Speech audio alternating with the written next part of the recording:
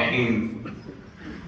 تقدیر کے حوالے سے عبداللہ ابن عمر بن عاص رضی اللہ عنہما سے روایت ہے کہ حضور اکرم صلی اللہ علیہ وسلم نے فرمایا کتب اللہ مقادیر الخلائق قبل ان یخلق السماوات والارض، کہ اللہ رب العزت نے تمام مخلوقوں کی تقدیریں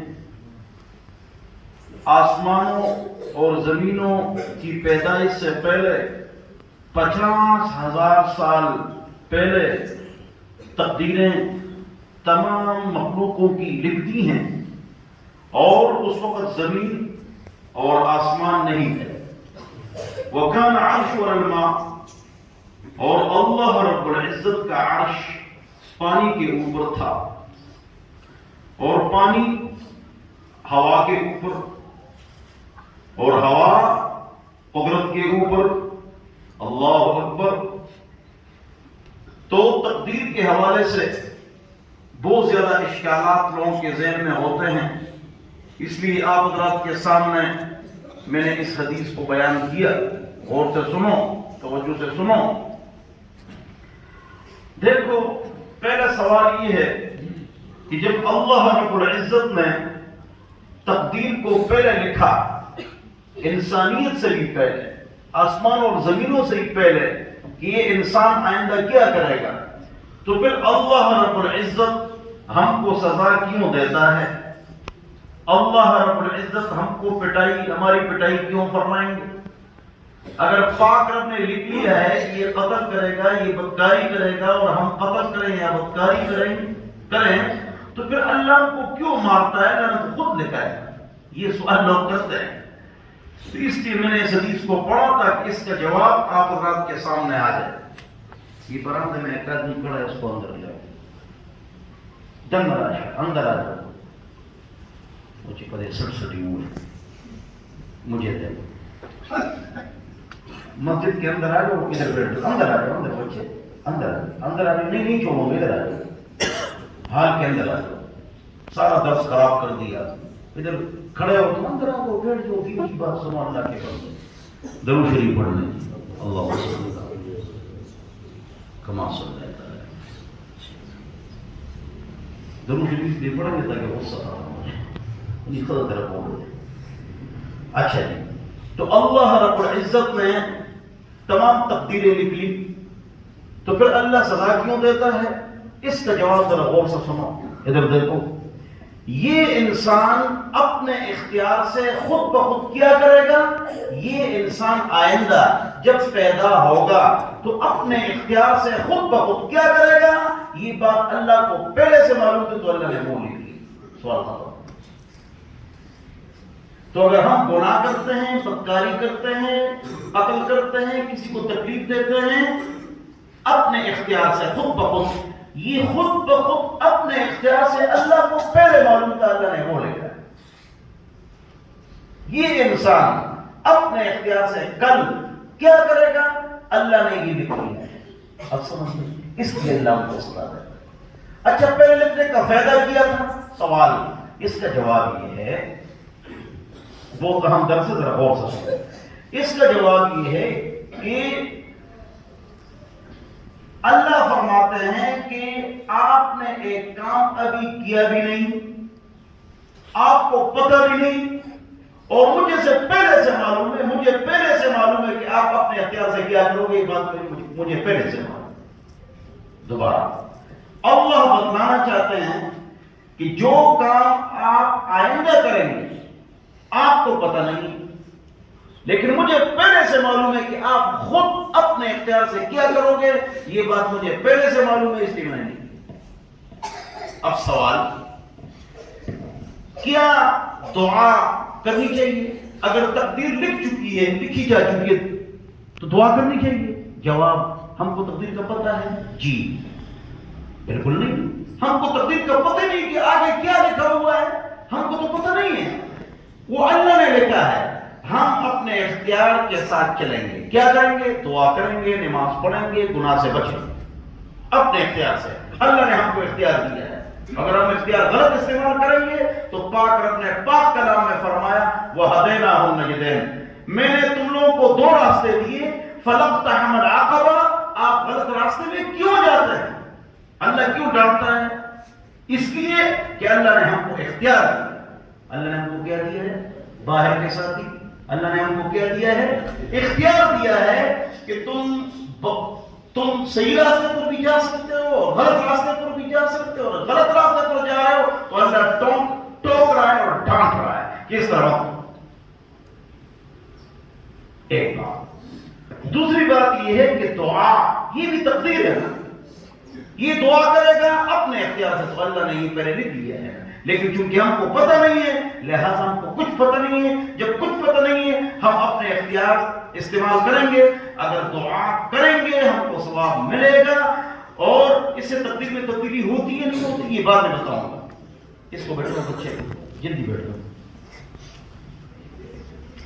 تو اللہ رب العزت نے دعا بھی لکھ لی ہے کہ یہ اپنے اختیار سے کرے گا یا نہیں کرے گا، دونوں باتوں میں سے ایک بات لکھی ہے، لیکن ہم کو پتہ نہیں ہے۔ ہم اپنے اختیار کے اوپر چلیں گے، قتل سے بچیں گے، گناہ سے بچیں گے، زنا سے بچیں گے، اور نیکی پر ہم کیا کریں گے؟ عمل کریں گے۔ کیا دعا سے تقدیر تبدیل ہوتی ہے؟ جی ہوتی ہے۔ کس طرح؟ تقدیر کی دو قسمیں ہیں، ایک معلق ہے اور ایک مبرم ہے۔ معلق وہ تقدیر جو اویزاں ہے، معلق ہے، اویزاں ہے، وہ تقدیر تبدیل ہوتی ہے، لیکن جو تقدیر مبرم ہے وہ تبدیل نہیں ہوتی۔ اب اس کو سنو، عجیب بات سنو۔ ایک آدمی کی کئی موتیں لکھی ہوئی ہے، ایک آدمی کی کئی موتیں لکھی ہوئی ہے، ایک آدمی کی کئی موتیں لکھی ہوئی ہے، 50 پر مرے گا، 60 پر مرے گا، 70 پر مرے گا، لیکن احتیاط کرے گا، علاج کرے گا، خیال کرے گا، وہاں نہیں جائے گا، خودکشی نہیں کرے گا، یہ نہیں کرے گا، وہ نہیں کرے گا، تو یہ بچ جائے گا۔ یہ بھی لکھا ہوا ہے۔ تو اگر آدمی دعا کرتا ہے، علاج کرتا ہے، احتیاط کرتا ہے، تو اللہ ان موتوں سے اللہ اس کو بچاتا ہے۔ اور تقدیر معلق میں اس کی عمر بڑھتی ہے، لیکن ایک عمر اس کی لکھی ہے، مثلا 90 سال پر، اس پر یہ ضرور مرے گا، چاہے دعا کرے یا نہ کرے، احتیاط کرے یا نہ کرے، علاج کرے یا نہ کرے، ضرور مرے گا۔ تو ایک تقدیر مبرم ہے، ایک معلق ہے۔ اب تقدیر میں تبدیلی ہوتی ہے تقدیر معلق میں، اس کی دلیل یمحو اللہ ما یشاء ویثبت وعندہ ام الکتاب۔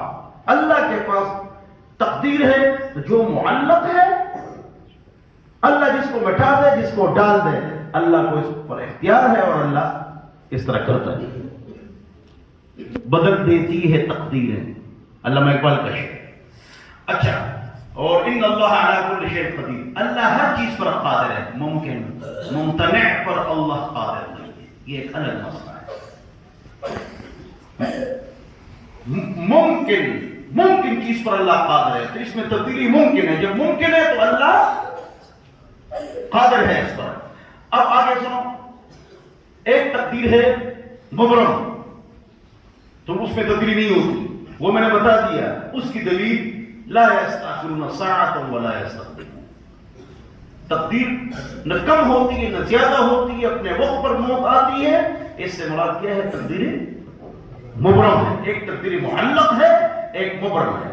نبراس شرع عقائد میں اس پر تفصیل سے بحث۔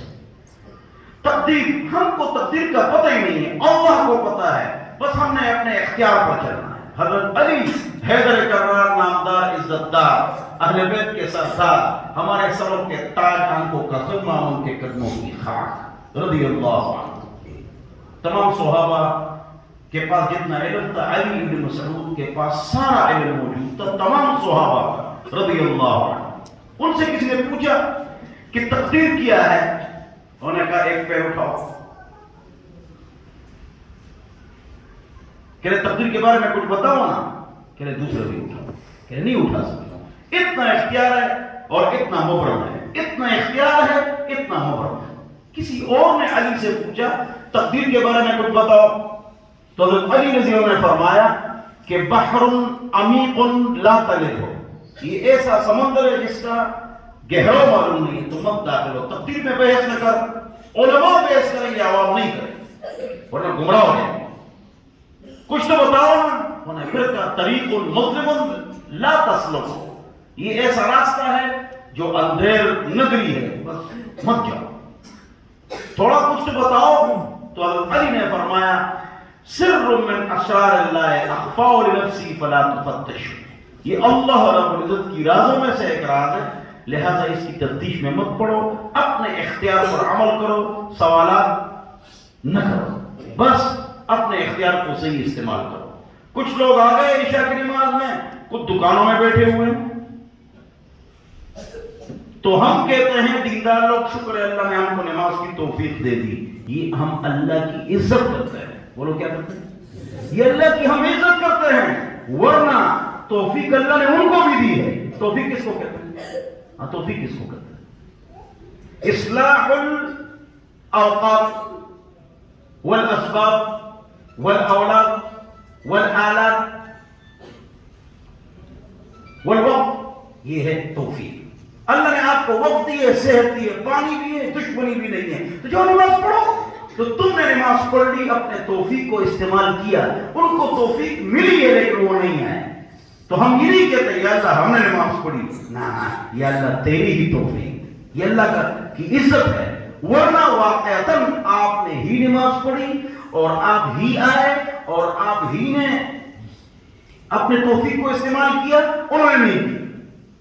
ایک آدمی کے پاس میں چلا کہ دکان میں نے کہا آپ نماز کے لیے آیا کریں نا، تو اس نے یہ غلط بات کر لی، مفتی صاحب دعا کرو اللہ توفیق دے دے. اچھا جو آ رہے ہیں ان کو اللہ نے توفیق نہیں دی اور توفیق ان کو دے دی، آپ کو نہیں دی. یہ تو اللہ پر آپ الزام لگا ہے. اللہ کے بندے نعوذ باللہ. بلکہ اللہ نے آپ کو بھی توفیق دی ہے. کیا؟ سلامت الاعضاء والآلات والاحوال والاسباب والصحہ. آپ کی صحت اچھی ہے، اسباب ہے، دشمنی آپ کی، تو آ جاؤ بھائی. تو اس طرح باتیں نہیں کرنی چاہیے. اللہ نے سب کو توفیق دی ہے، کوئی استعمال کرتا ہے کوئی نہیں کرتا. یہ تقدیر کے حوالے سے ذرا تفصیلی گفتگو میں نے آپ حضرات کے سامنے کر لی. حضور اپنے کمرے سے نکلے، دیکھا صحابہ تقدیر میں بحث کر رہے ہیں. پھر حضور اکرم صلی اللہ علیہ وسلم کا رنگ مبارک بدل گیا، چہرہ بدل گیا، غصہ فرمایا خبردار تقدیر میں کوئی بحث نہ کرے. عالم کرے گا کہ لوگوں کو صحیح صحیح سمجھائے، عام لوگ نہیں کریں گے. لیکن اگر آپ کو ایک بات یاد ہو، اس سے آپ کے تمام اشکالات ختم ہو جائیں گے. اللہ نے ہمارا اختیار لیا ہے، بس اشکالات ختم. ایک بات کافی ہے. اس کی ایک اور مثال بھی ہے، آخر میں دیتا ہوں. ادھر دیکھو، ایک مثال دیتا ہوں. ایک بورڈ پر میں لکھ لوں 10 خانے بنا دوں. توجہ چاہیے، 10 خانے میں بنا دوں. 10 خانے بنا کر اس پر لکھ لوں 1 2 3 4 10 لکھ لوں. ایک میں 0 لکھوں، ایک میں 9 لکھوں. پھر میں ایک آدمی کو کہتا ہوں کہ میں نے دل میں ایک ہندسے کو پسند کیا ہے، تو تم پسند نہیں، تم ایک ہنسا پسند کرو. تم ایک ہنسا، تو میں آپ کو وہ ہنسے کے بارے میں بتاؤں. اس نے دل میں 7 متعین کیا، تو اس نے کہا میں نے 7 کو متعین کر دیا، تم بتاؤ. تو میں نے تھک مار دیا. تھک مجھے اللہ تعالیٰ ہے. میں نے کہا 7. اس نے کہو آپ نے صحیح بتایا. میں نے بھی، چونکہ ہم کو کل کی خبر معلوم نہیں ہے، تو یہ جو گناہ ہے یا زنا ہے یا قتل ہے، یہ آپ نے خود متعین کیا. لیکن اللہ رب العزت نے آپ کے اختیار کو پہلے سے لے گیا ہے. وہاں اللہ کو پتہ تھا یا ہم کو پتہ نہیں، ہم نے تھک مار دیا. یہ کسی کو سمجھانے کے لیے تقدیر کے حوالے سے یہ بڑی اچھی مثال ہے، لیکن ہم کو پتہ نہیں ہوتا، اور اللہ کو سب کچھ پتہ ہے. اللہ نے غیب ذاتی کلی. بہرحال اللہ تعالیٰ تقدیر پر ہمارا ایمان نصیب فرمائے. قرآن و حدیث کے ساتھ ساتھ، اللہ رسول کے ساتھ ساتھ، دین اسلام کے ساتھ ساتھ، نماز و حج زکات کے ساتھ اور کلمے کے ساتھ تقدیر پر بھی ایمان لانا فرض ہے. اللہ مجھے اور آپ حضرات کو عمل کی توفیق عطا فرمائے. اللہم صلی اللہ علیہ وسلم. یا حی یا قیوم برحمتک نستغیث. لا تكلنا إلى أنفسنا طرفة عين. أصلح لنا شأننا كله، أصلح لنا شأننا كله، أصلح لنا شأننا كله. صلى الله تعالى